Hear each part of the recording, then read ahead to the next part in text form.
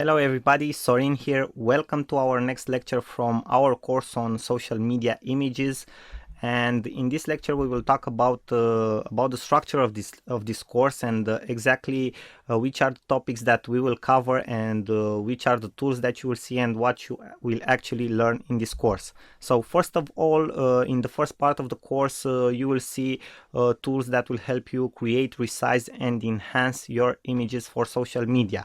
That means that you will use your own images, for example, maybe a photo of yourself to create a profile image, or something that you want to post on your wall on Facebook, or something that you want to tweet on Twitter, or if you want to use maybe as a brand or a profile photo or cover photo for your LinkedIn profile. So we will actually use more some of your own images to create them, to resize them to the proper sizes so that that your audience sees them correctly, and to enhance them for using them on your social accounts. Now in the second part we will see tools, and you will actually learn about tools that allow you to use templates, different backgrounds and graphics to create more professional looking images. You will see that we have a couple of very good alternatives online that you can fastly use, have proven to convert templates, different types of graphics, icons and backgrounds that will create amazing images for your social media accounts. Then in the third part we will talk about tools that allow you to create viral images like quotes images. I think that everybody has seen that lately there are a lot of there is like a trend, okay, in using viral images with quotes.